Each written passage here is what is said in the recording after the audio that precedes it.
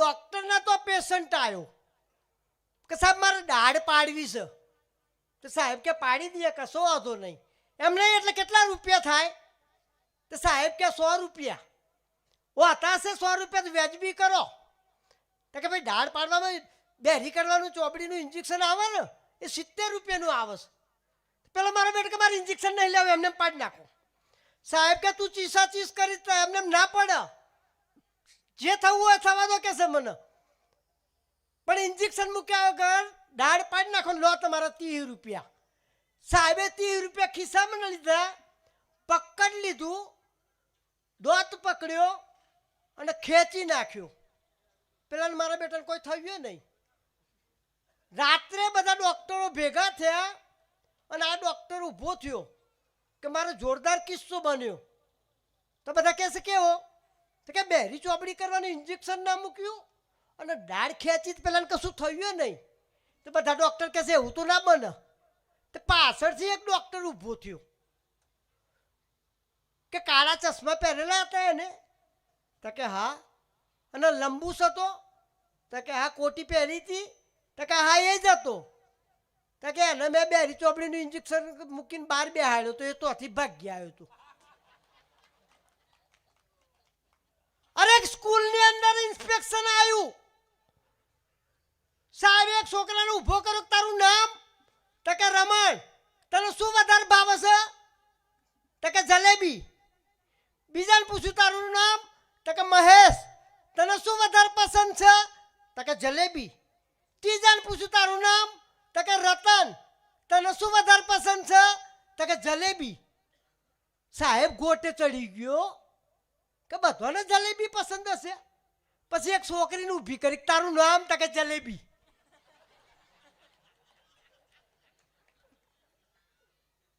અરે બીજો ઇન્સ્પેક્શન સાહેબ આવ્યો, એક છોકરાને ઊભો કર્યો કે શિવધનુષ કોને તોડ્યું તું?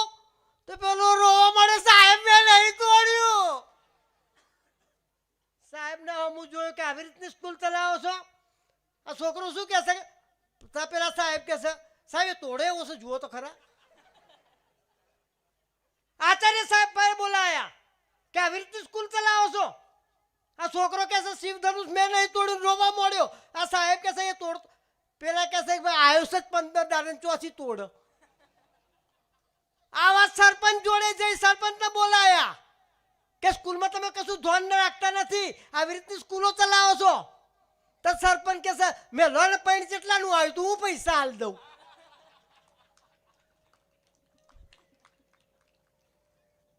સૂરજ કદી નમતો નથી, પહાડ કદી ઝૂકતો નથી. મને ગુજરાતી હોવાનું ગૌરવ છે, કારણ કે ગુજરાતી પોતાની પત્ની સિવાય કોઈના બાપથી ડરતો નથી.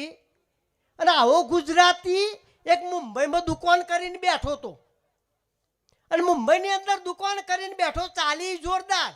પણ અમે એક મોટો મોલ બની ગયો અને મોલની અંદર ઘીનો ભાવ લખ્યો કે 500 રૂપિયાનો કિલો. ત્યાં ગુજરાતી હતો, એને મોટું બોર્ડ લગાવ્યું કે ચોખ્ખા ઘીનો ભાવ 400 રૂપિયા. પેલા મોલવાળાએ બીજા દિવસ લખ્યું ચોખ્ખા ઘીનો ભાવ 300 રૂપિયા. તો આ ગુજરાતીએ લખ્યું ચોખ્ખા ઘીનો ભાવ 200 રૂપિયા. પછી એક ગુજરાતી મારા જેવો નીકળ્યો તે પેલાને હું જોયું કે ભાઈ તું ગુજરાતી છું? તો કે હા. તો કે આવા ભાવ ના કરાય, મોલવાળા તો કમાઈને બેઠા છે, તું તો આ બધું વેચીને ઘેર જતું રહેવું પડશે. તો પેલો ભાઈ કે તું ગુજરાતી છું? હું એ ગુજરાતી છું, હું ઘી વેચતો જ નહીં. આ તો મારા ભાઈ રે મંગા છે 150 રૂપિયા થાય તો ત્યાંથી લઈને ઘેર લઈ જાઉં. આવા ગુજરાતી હોય.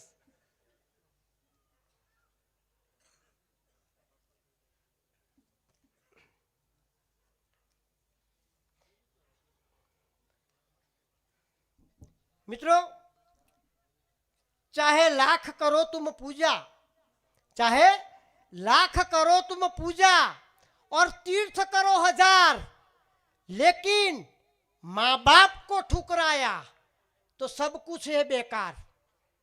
ताली तो पाड़ो माँ बाप माटे. तमने आखू जीवन आप्યું છે. આવી એક માં રોડ ઉપર બેઠી હતી. એટલે મેં કીધું માતાજી તમે જમ્યા? તો એ માં કે છે આજ તો 31મી તારીખ છે.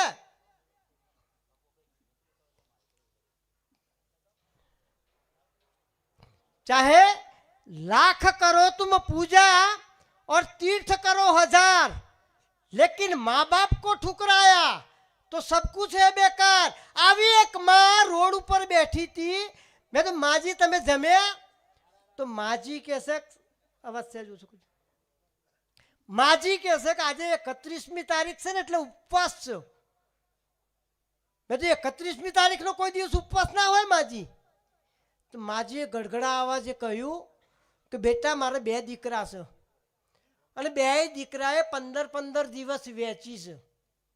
1 થી 15 તારીખ સુધી મોટો છોકરો ખવડાવે છે અને 15 થી 30 તારીખ સુધી બીજો છોકરો ખવડાવે છે. 31મી તારીખે કોઈ ખવડાવતું નથી ને 31 તારીખે મારો ઉપવાસ આવે છે. એટલે માએ માં છે. दिन भर के काम करने के बाद पापा पूछता है कि कितना कमाया, पत्नी पूछती है कितना बचाया, बेटा पूछता है कितना लाया, लेकिन एक माँ है वो पूछती है बेटा तूने क्या खाया.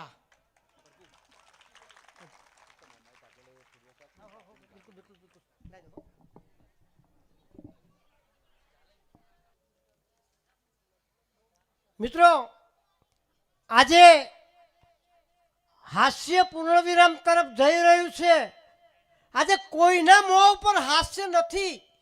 આજે હાસ્ય પૂર્ણવિરામ તરફ જઈ રહ્યું છે. ત્યારે જસવંતસિંહ, લાલભાઈ, વસંતસિંહ, અહીંના સરપંચશ્રી આ બધા અથાગ પ્રયત્નો તમને હસાડવા માટે અને સંતવાણી કરીને તમને સંતોનું જ્ઞાન આપીને તમારું જીવન સુધારવા માટે એક જોરદાર પ્રયાસ કરી રહ્યા છે.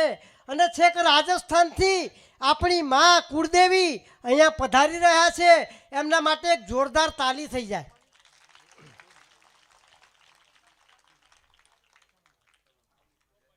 હમણાં એક સ્કૂલની અંદર ટીચરે છોકરાને ઊભો કર્યો, પિન્ટુનો, કે તું મોટો થઈને શું બનીશ? તો પિન્ટુ કે હું સીએ બનીશ. તો કે સીએ? તો કે મારે મોટી મોટી 10 ઓફિસો હશે, 8-10 બંગલા હશે, 5-6 ગાડી હશે. એટલે ટીચર કે સંજુ બેસી જા, આટલું બધું લોબુ નહીં કહેવાનું. પિંકી તું ઊભી થા, તું ભણી ગઈને શું બનીશ? તો કે સંજુની બૈરી. એટલે કશું ભણવું જ ના પડે, કશું કરવું ના પડે. હમણાં છોકરાને એની મમ્મી જોર જોરથી મારતી હતી. એના પપ્પા આવી ગયા, કેમ આટલું બધું મારું છું? તો કે એને પૂછવાના.